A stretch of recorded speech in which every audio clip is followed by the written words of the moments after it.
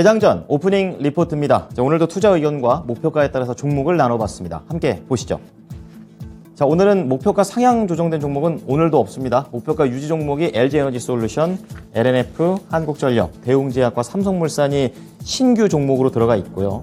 그리고 목표가 하향 종목은 아프리카TV, 한국금융지주, 삼성증권과 삼성생명, 그리고 LG디스플레이입니다. 자, 첫 번째 종목으로는 신규 종목을 보겠습니다. 삼성물산인데요. 흥국증권의 의견입니다. 매수 의견을 신규로 제시했고 목표 주가를 18만 원으로 제시했습니다. 제목은 감출 수 없는 매력이라고 얘기를 했습니다.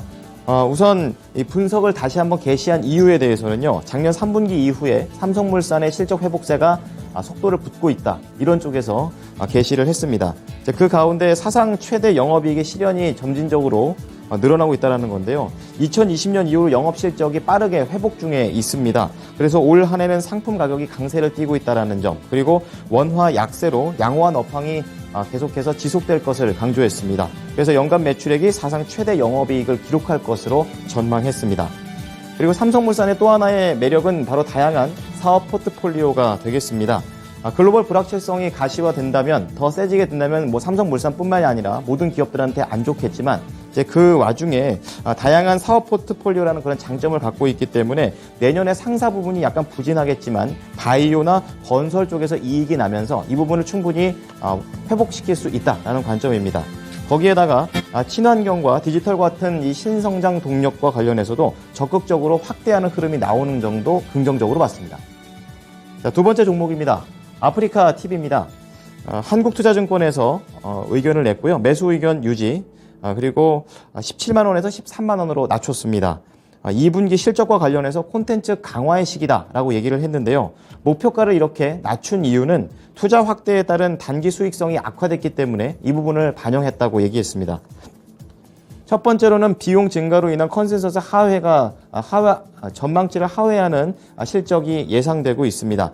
매출은 전년 대비 20% 증가, 영업이익은 전년 대비 9% 증가로 시장의 기대치를 좀 하회하고요. 플랫폼 쪽에서는 안정적인 성장을 할 것으로 봤습니다. 그리고 광고는 플랫폼 광고, 브랜드 광고 모두 다 점진적인 성장을 할 것으로 봤습니다. 거기에다가 e스포츠 프로팀인 SKT1과 계약을 하면서 일회성 비용이 나왔는데요. 이 부분이 조금은 악재라고 얘기했습니다. 자, 두 번째로는 콘텐츠 강화를 위한 비용 증가는 올 한 해 동안 계속 이어진다라는 내용인데요. 이제 아프리카TV가 다양하게 투자를 하고 있다는 부분을 언급합니다.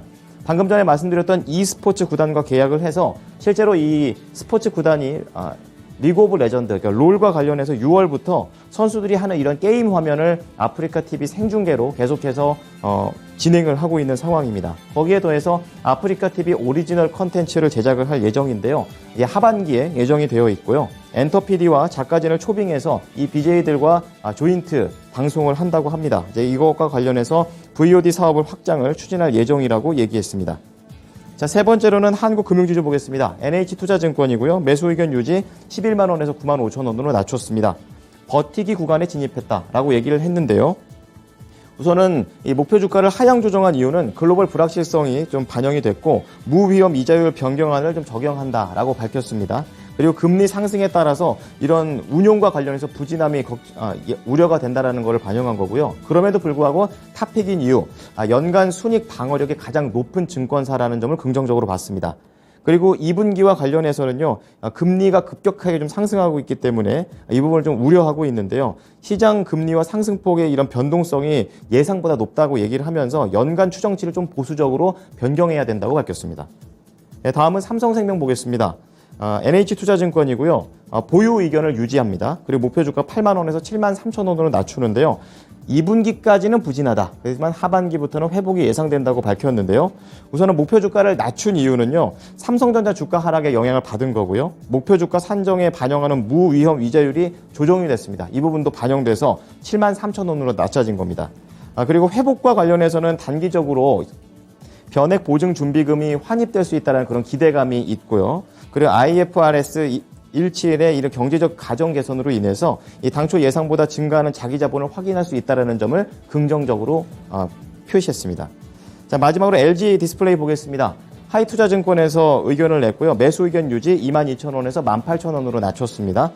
제목은 이제 접어야 산다라는 그런 내용인데요. 이 접는다는 게 사업을 접는다라는 그런 내용이 되겠습니다. 자, 2분기 전 사업적으로 다 부진할 것으로 예상이 됩니다. 매출액이 전년 대비 13% 감소고요. 영업이익은 전년 대비 흑자에서 적자로 전환을 합니다. OLED TV 같은 경우에는 낮은 가동률로 고정비가 부담이 되고 있는 상황이고 LCD TV 쪽에서도 6월을 기점으로 현금 원가를 하회하면서 적자폭이 더 확대될 것으로 봤습니다. 그래서 이제 OLED TV를 살리기 위해서도 LCD 라인 쪽에서 구조 조정이 필요하다라는 그런 내용입니다.